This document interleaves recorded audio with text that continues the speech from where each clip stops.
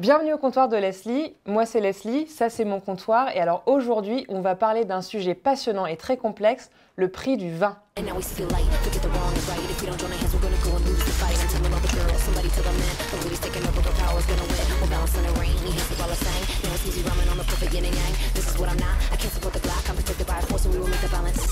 J'ai avec moi aujourd'hui deux invités de choix pour répondre à cette question, Alexis et Arnaud.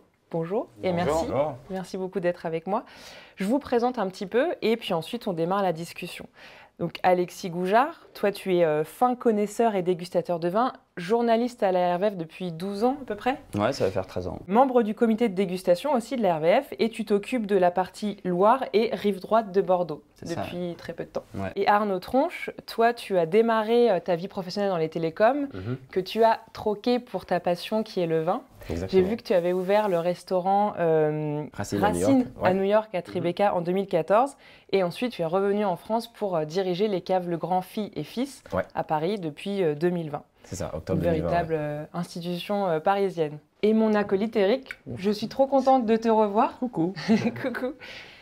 Qui meurt de soif. Ouais, moi je suis venu et pour boire et pour apprendre à faire des économies sur le vin. les amandes. Et je te remercie d'être là parce que voilà, un petit peu partout pour le spectacle en ce moment, tu as pu nous rejoindre Belle aujourd'hui. promo. Tu nous balances les dates quand même? Oh, bah, c'est tous les mardis à 19h30 au Théâtre du Marais et puis un peu partout en France. On se marre et on apprend beaucoup de choses, Ça comme au manque comptoir vin. de Leslie. Exactement. Comme toute bonne discussion commence par une dégustation, je vous propose de vous servir ce vin. Alors pas à l'aveugle celui-ci, un Jurançon sec du domaine de Cabarouis. En revanche, je vous demanderai de me dire à votre avis combien il coûte. Je vous sers. Ouais, c'est sympa de ne pas nous ridiculiser dès le premier vin. On va attendre la deuxième partie tout à l'heure. Dans la première partie, on abordera Il est quand même 8h du vraiment... matin, Leslie, donc doucement sur le... Il est très cher, hein, profites-en, tu ne verras pas tous les jours. S'il est très bon, il est très cher, forcément. Dans la première partie, on parlera vraiment de tout ce qui est un peu les éléments objectifs, on va dire, de comment on détermine le prix du vin. Et puis, dans la deuxième partie, on s'envolera un petit peu de façon lyrique sur les autres éléments qui peuvent déterminer le prix du vin. Et sur les arnaques. Et sur les arnaques, sur tout ce qui est autour de ça. Je me suis fait arnaquer il y a peu de temps. Je ne vais pas balancer, mais... J'avais, juste avant de lancer la discussion et le débat, j'ai quelques chiffres qui, je pense, peuvent remettre un petit peu les choses en perspective. J'ai regardé sur un grand site de vente de vin en ligne. Le vin le moins cher était à 4,50 €. C'était un vin du Rhône. Et le plus cher était un vin à 5 000 €. Bon, c'était un Pétrus 98. Et je trouve ça étonnant parce que c'est vrai qu'on n'a pas du tout la même chose de variable de prix sur des carottes et sur du lait, par exemple. Le vin, c'est vraiment un produit assez particulier pour cette différence de prix. Le prix moyen du vin, c'est entre 3 et 4 € la bouteille en grande distribution. Ouais, c'est voilà, ça. entre les vins d'appellation, les vins d'IGP, ça se mélange, mais globalement, c'est ça. 80% des achats de vins tranquilles se font aujourd'hui en grande distribution. On verra ce qu'on boit ensuite après. C'est quoi du vin tranquille? C'est un vin sans bulle. C'est ce qu'on boit là, par exemple. J'apprends des choses. C'est l'essentiel de la production. Un vin tranquille, j'aime bien cette idée. Il y a un vin tranquille et puis il y a le vin agité. Donc il y a le vin tranquille et le vin tranquillisant. Voilà, c'est les petits jargons du vin. Okay. J'ai vu un sondage Vivino, donc c'est cette marketplace qui liste en fait plein de vins. Donc il y a des notations, donc ils arrivent en fait à ramasser beaucoup d'informations. Un vin rouge ayant obtenu la note de 3,6 sur 5, donc c'est catégorisé comme un bon vin rouge. Ça coûterait à peu près 13 €. Sur leur site, ouais. Sur leur site, ouais. Une très bonne bouteille de vin, ça coûterait environ 27 €. Oui, il y a toujours cette idée du vin, petit vin pas cher, grand vin cher. Après, je pense qu'on va y venir plus tard sur vraiment ce qui justifie le prix. Je dirais que pour se faire plaisir, boire un bon vin fait respectueusement de la viticulture, de la vinification et du reste, à moins de 15 €, on peut se faire vraiment plaisir un peu partout en France. Au-delà de 15 €, bon, il y a évidemment les coûts de la viticulture qui vont rentrer en compte, et puis après toute la démarche des élevages plus ou moins longs et toute la démarche marketing qui va avec. Et toute aussi la désirabilité qu'il y a autour de ce vin. Après, c'est aussi à partir d'un certain prix, c'est le marché. Qui fait le prix, qui fait monter en fait les prix au fur et à mesure des années. Mais de ce que tu viens de dire, tu es déjà en train d'opposer, et c'est justement le cas, entre la viticulture industrielle et la viticulture un peu plus artisanale. Et je pense on va voir justement qu'est-ce qui définit le prix d'un vin, mais c'est là-dessus que ça se joue en partie. Quels sont les éléments principaux pour le vigneron finalement, pour déterminer le prix de son vin? Bah, après, lui connaît son coût de revient à bouteille, mais comme disait Alexis, c'est de travailler en bio, biodynamie ou vendange mécanique à la main, enfin manuel, ça influe forcément sur tes coûts de production. Donc ça, tu peux pas avoir le même coût quand tu poursuis des modes de vinification et de viticulture différentes. Et puis après, ça dépend de la région de production aussi. Je cite certains terroirs assez plats, certains terroirs de Bordeaux, de la Loire, dans le Muscadet par exemple, et puis on peut mécaniser plus facilement, passer les tracteurs. Ça ne veut pas dire que c'est une viticulture intensive, mais au moins passer les tracteurs. Alors que la Côte-Rôtie ou la colline de l'Ermitage, où vous avez des pentes comme ça, rien n'est mécanisable, il faut des chenillards, il faut tout faire à la main, à la pioche. Le coût de revient initial est forcément plus élevé, donc il faut le répercuter sur le prix des vins. Et puis après, ben, oui, c'est l'ambition qu'on donne à ce vin. On sélectionne certains terroirs pour les cuvées de fruits qu'on mettra en bouteille rapidement, donc un élevage assez court, peu d'immobilisation qu'on va vendre dans la foulée. Et puis après, ceux qui sont plus ambitieux, réserver peut-être des vieilles vignes où il y a moins de rendement et avec des élevages plus longs. Donc moins de quantité au départ, des élevages plus longs, des vins immobilisés, donc pas d'entrée de trésorerie, ça va se répercuter sur le prix final. À ça on ajoute la qualité de la bouteille, les étiquettes, tout le packaging qui va avec. Et puis après il y a aussi des intermédiaires, il y a des vignerons qui vendent le vin en direct aux particuliers, mais si on passe par un agent, si on passe par un caviste, par la grande distribution, ça ajoute des intermédiaires et tout ça, ça impacte le prix du vin. Je décortiquerai en deuxième partie. En fait, je prendrai l'exemple d'une bouteille, sans citer qui, mais de tout ce que ça coûte. Quel est le prix d'achat et comment, quand tu décortiques tout, on le fera en deuxième partie, parce que c'est vrai que c'est intéressant avec un cas concret. Et quand tu parlais justement de selon où sont tes vignes, j'avais fait un extrait de l'émission de François-Régis Gaudry, qui avait fait une émission il y a 1 an et demi sur le prix du vin. Ouais. Et Jérôme Gagnès, en fait, avait interviewé le labo œnologique Sicavac et aussi de Renoncourt, ces 2 cabinets en fait, de conseil sur le vin. Et en fait, il faisait le lien entre les heures de travail par hectare, ainsi que le nombre d'ouvriers par hectare dont on a besoin selon où on est. Par exemple, Côte-Rôtie, donc tu en parlais, donc ces pentes, grosses pentes, etc., il faut 1200 heures de travail par hectare, et 1 ouvrier pour 1,5 hectare. À Sancerre, par exemple, donc dans le centre-Loire, il faut 700 heures de travail par hectare et 1 ouvrier pour 3,5 hectares. Ouais. Dans la moyenne des AOP, on dit à peu près 250 heures de travail par hectare. Et pour les terres mécanisables, les terres plates et autres, où il y a des facilités, notamment pour utiliser les machines, c'est 50 heures de travail par hectare et 1 ouvrier pour 50 hectares. Donc en fait, déjà, ça pose quand même le cadre de, oui, les enjeux en fonction de là où sont les vignes, c'est pas la même chose en termes de coût. On se doute que quand il faut 1 ouvrier pour 1,5 hectare, ton vin sera plus cher que quand il en faut 1 pour 50 hectares. Et là, ce sont des coûts incompressibles. Ouais. Donc forcément, les côtes-rôties seront plus élevées. Et après, il y a la cote des vins qui rentre en jeu. Mais c'est ça, après tu as le principe de l'appellation. Parce que là, après, effectivement, ils calculent leur prix de sortie pour couvrir leurs coûts et pour gagner leur vie aussi. Mais je pense qu'une côte-rôtie va se vendre potentiellement beaucoup plus cher qu'une petite appellation au fin fond de l'Auvergne ou je ne sais où. Et forcément, tu peux jouer aussi sur ça pour vendre plus cher ton vin. Donc je pense que quand on achète un vin d'une appellation très connue, allez, on va dire, je sais pas moi, 250 €, le prix de revient est pas dur, enfin le coût du vigneron est pas 250 €, enfin ou même 200 €. Et là il y a quand même, et bon après c'est normal, il y a aussi, voilà, c'est la loi du marché. C'est la question que je me posais en tant que consommateur parce que j'y connais rien.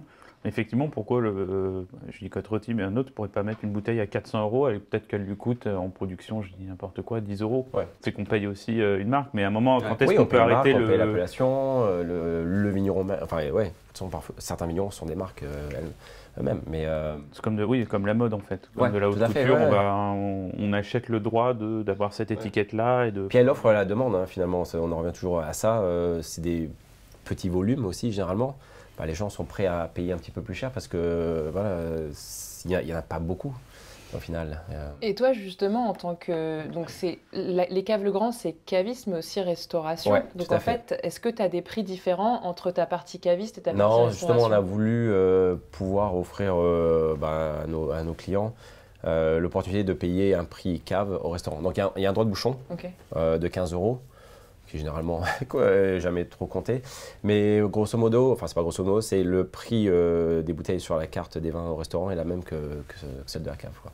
Donc ça permet de se faire plaisir sur de très belles bouteilles, à un markup plus que raisonnable, sans devoir payer les prix de restauration. Enfin, après nous, on peut faire ça parce qu'on n'a pas une structure de restauration. Donc les restaurants aussi, bah, c'est pas facile comme business.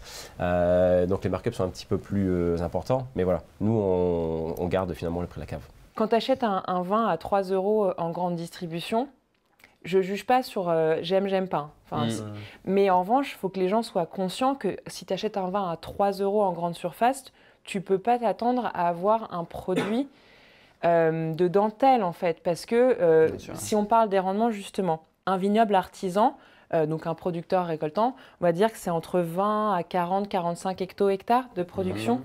Après, j'expliquerai hecto-hectare, parce que c'est pareil. C'est toujours, tu sais, quand tu es dans les vignobles, ils parlent d'hecto-hectare, tu es là. Moi qui suis nulle en maths, c'est un peu compliqué. J'avoue, là, je ne comprends rien. Peut-être qu'on fera un petit schéma. Quoi ça va déterminer ensuite Le prix du vin, par exemple, tu parlais des vins en grande distribution à 3 € la bouteille. Oui, pour rentrer dans ces coûts-là, en enlevant l'étiquette, le bouchon, la bouteille, il ne reste plus grand-chose pour payer le jus de raisin. Donc forcément, tu es obligé d'avoir… je connais quelques producteurs, notamment à Bordeaux, où il faut, en entre-deux-mers, des domaines de centaines d'hectares, qui sont obligés de tout automatiser, d'industrialiser le processus, et qui ne font pas de mauvais vins, ce ne sont pas des grands vins, mais ce sont des vins honorables. Mais il faut… évidemment pousser les rendements, donc mécaniser, mettre des engrais, le bio, le travail des sols, le labour, on oublie, donc certaines pratiques pour assurer les arrières au niveau de la viticulture. Et puis après, pousser les rendements et tout automatiser ensuite, qu'il y ait le moins de main-d'œuvre possible pour avoir un prix en fait au final pour diminuer le coût de ton jus dans ta bouteille. Et quand tu as 1 hectare, tu peux produire soit 1000 litres, soit 10 000 litres ou plus. Donc en fait, en fonction, tu peux faire varier ton prix du vin. Et ton nombre de bouteilles. Et ton nombre de bouteilles. Parce qu'après, admettons que le vigneron, il est 2 € de bénéfice. Ouais. S'il fait 10 000 bouteilles, bah, il a 20 000 € de bénéfice. Et là, je suis en train de surchauffer dans le casque. Mais si tu as 2 € de bénéfice sur 100 000 bouteilles, tu fais 200 000 € de bénéfice. Donc c'est comme ça que tu… Mais à ce prix-là, de toute façon, il joue sur le volume. Parce que tu ne peux pas gagner ta vie un vin à 3 € si tu fais 10 000 bouteilles. C'est juste pas possible. Donc forcément, à ce prix-là, il y a des rendements gigantesques pour produire beaucoup plus. On a toujours cette notion à petit rendement, super bon vin, grand rendement, le vin vont être dégueulasses. Honnêtement, c'est pas si simple que ça. Et par exemple, en Champagne, les rendements sont quand même beaucoup plus élevés, largement plus élevés. Et ils font des grands vins. Donc il ne faut pas non plus forcément… moins n'est pas mieux, en fait. Ouais. Donc, ils sont à combien en général? Ils sont entre 80 hecto-hectares et… Oui, bien au-dessus. Même au-dessus. Il y a une année, ils ont été au minimum à 80. Mais je crois que la limite autorisée, c'est 150 ou 135 ou un truc comme ça. Mais ça, c'est énorme. Ouais, et donc ça a une influence sur le prix du vin. En fait, parce que tu produis beaucoup plus de bouteilles quand on en demande, donc tu peux forcément un peu plus jouer sur le prix parce que tu as plus de marge finalement, tu as plus de bouteilles. Donc c'est-à-dire quand tu dis ça joue sur le prix, c'est que tu peux faire moins cher ou tu peux faire plus cher? C'est juste ça où je suis paumé sur le truc. Tu peux faire un peu moins cher parce que tu vas produire beaucoup plus de bouteilles. Donc finalement, en vendant plus, tu peux couvrir tes frais. Mais et donc par rapport à la qualité, est-ce qu'il faut s'en méfier ou pas s'en méfier? Non, ce qu'on dit honnêtement. Tu avais l'air de dire, c'est que finalement, on a tout ça. Alors en vin tranquille, c'est vrai que rarement les très grands vins sont des vins avec des rendements à 80 hecto. Mais encore une fois, j'aime pas trop associer, il n'y a pas vraiment de lien. En tout cas, oui, dans ces modèles-là où il faut resserrer les coûts, c'est difficile de faire un bon vin à moins de 5 €. Je reviens de 2 semaines de dégustation très intensive de tout le vignoble français. Et justement, il y avait beaucoup de vins en dessous de 5 €, des vins à défaut, des vins dilués justement, souvent parce que trop de rendement. Donc c'est vraiment une standardisation des vins. On produit ces vins-là avec des recettes, mais au final, qu'est-ce qu'on retient du vin à part de l'alcool, la couleur et quelques arômes un peu artificiels. Donc en dessous de 5 €, moi j'ai pas trouvé de vin avec lequel je me faisais plaisir. Si, d'ailleurs j'ai goûté un vin de Bordeaux certifié en biodynamie, acheté prix professionnel par par le professionnel à 3,95 €. J'ai dit comment on peut faire justement, il faut encourager ces démarches-là. Ceux qui achètent des vins en biodynamie, ils achètent avant tout une éthique, une manière, ils veulent un produit sain. Et il faut encourager, je pense, ces vignerons-là qui font des efforts sur la viticulture, faire les vins les plus sains possibles, à augmenter d'1 € de plus. Et parce qu'on voit bien, il y a quand même quelques régions en France qui sont en crise économique à cause de ces vins-là bas marché et parce que notamment une nouvelle génération en veut de moins en moins. La consommation du vin en France ne se porte pas très bien et la consommation du vin rouge encore moins. Donc, et ça passe par, je me dis mais c'est enfin quand je voyais tous ces vins à moins de 5 €, je goûtais mais je dis mais je comprends si je débarque dans le monde du vin, on me sert un vin comme ça, mais je pars en courant, je préfère boire une bière ou un chocolat chaud. Dans le baromètre SoWine, donc c'est une agence de communication qui fait beaucoup d'études sur les chiffres du vin et c'est en baisse, mais en gros la consommation des vins à moins de 5 €, elle est en 2022 autour de 3% de la population. Ça reste quand même... à moins de 5 €. Eh bien à moins de 5 €, ouais. Ensuite, c'est étonnant si les 80% des ventes se font en grande distribution et le prix moyen est autour de 3,50 4 €. Bah, ensuite, tu as 56% qui est autour de 5 à 10 €. Mais voilà, ça baisse. En 2013, tu étais plutôt à 21% de la population qui consommait des vins à moins de 5 €. Mais parce que le prix augmente aussi, d'une façon générale, le prix moyen du vin. Parce que les coûts augmentent aussi, peut-être qu'on va en parler, mais depuis 3 ans, le prix des étiquettes, des bouteilles, etc. monte.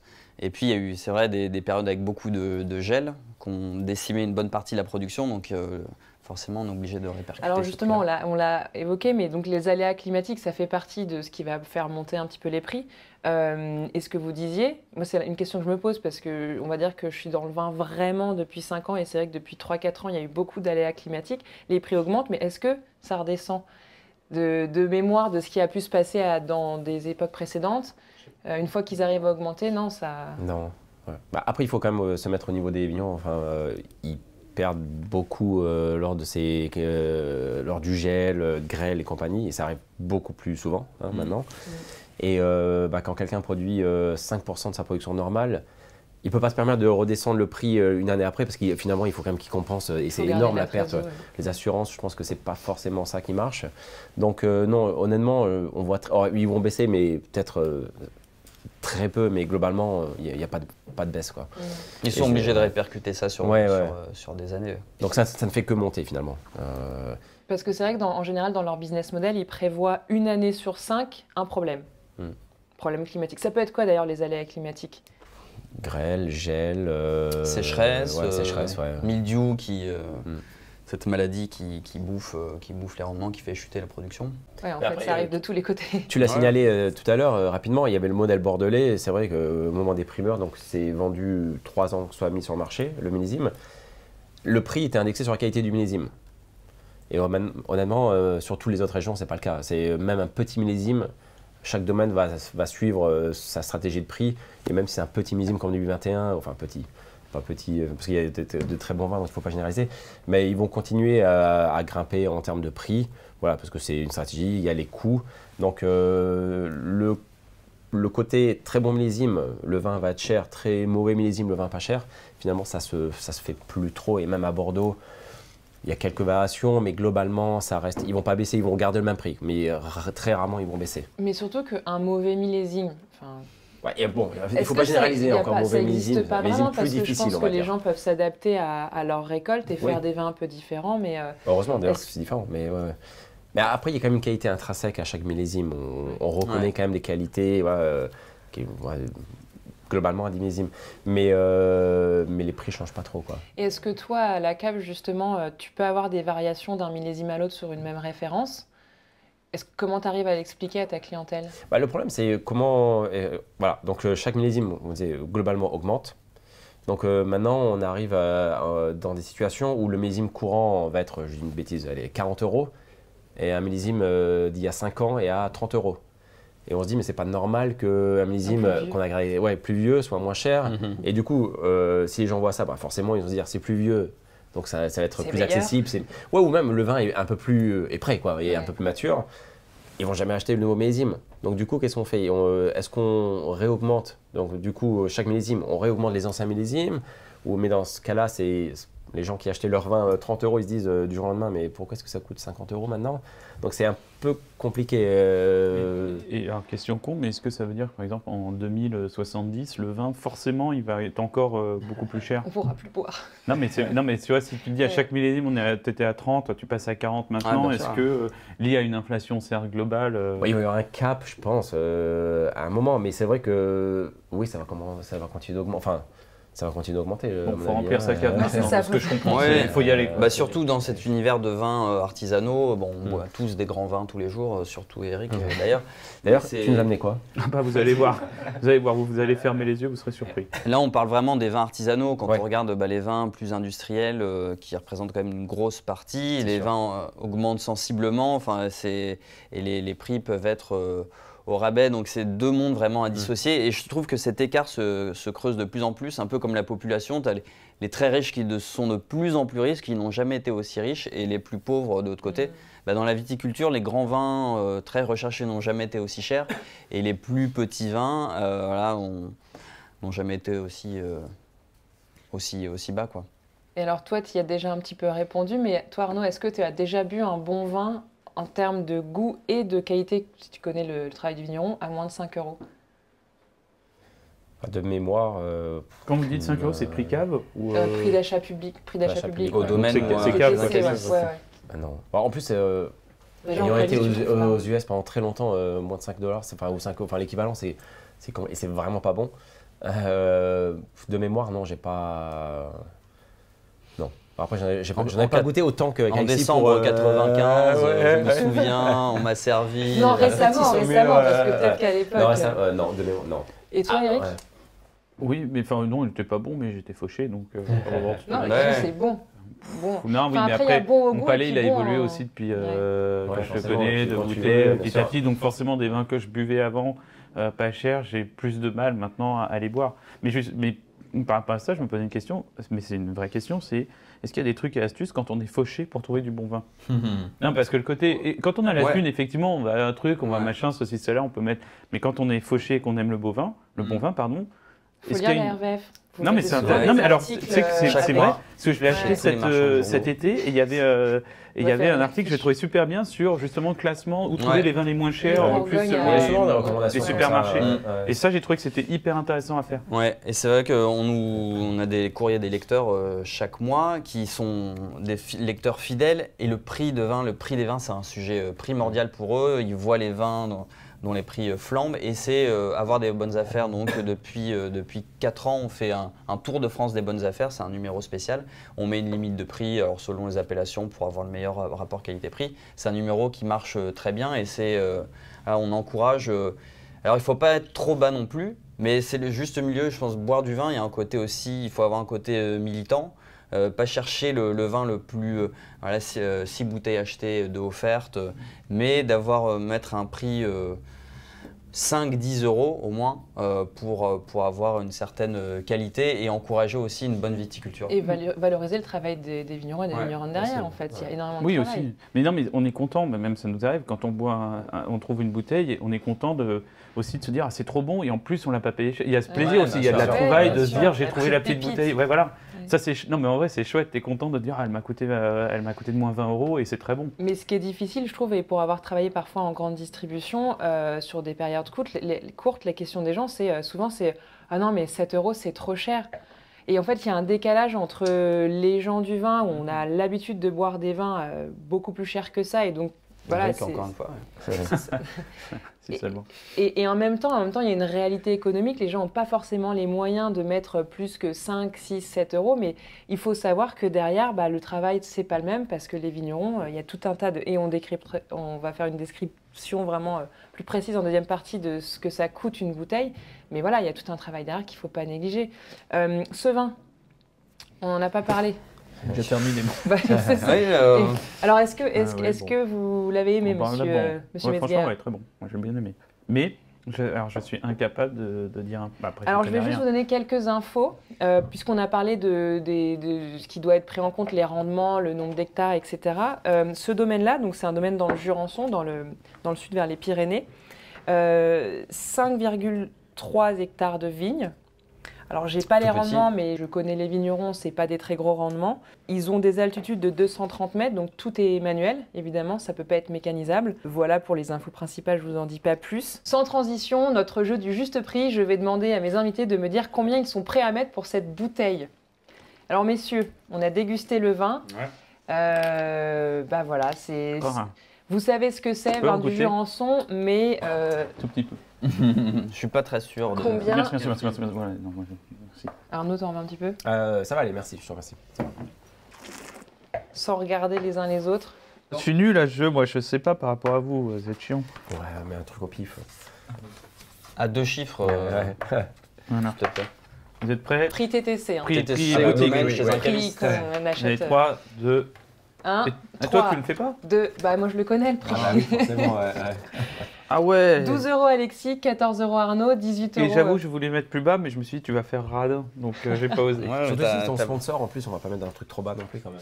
C'est pas mon sponsor, Ouais, mais c'est mes chouchous, je les aime Mais beaucoup. ça veut dire quelque chose, c'est que moi qui Euh, n'y connais rien par rapport à vous, moi je peux me faire Tu arnaquer. peux. Bah d'ailleurs, tu as une expérience. Ouais, je vais pas tu la- t'es fait arnaquer il y a pas longtemps. Et bah ce vin est à 10,50 €. Ah Donc un Bien. super rapport qualité-prix Ouais. pour ce vin du Jurançon. Fait vraiment, c'est de la dentelle quoi. Ouais, il n'y a pas d'artifice, il n'y a pas d'enrobage, il n'y a pas Exactement. de superflu. Ils sont pas bio, mais en fait, il n'y a pas d'engrais chimiques, pas d'herbicides. Donc, Alors, on va en rester là pour cette première partie. Et puis, je vous invite à vous préparer à la dégustation pour la deuxième partie.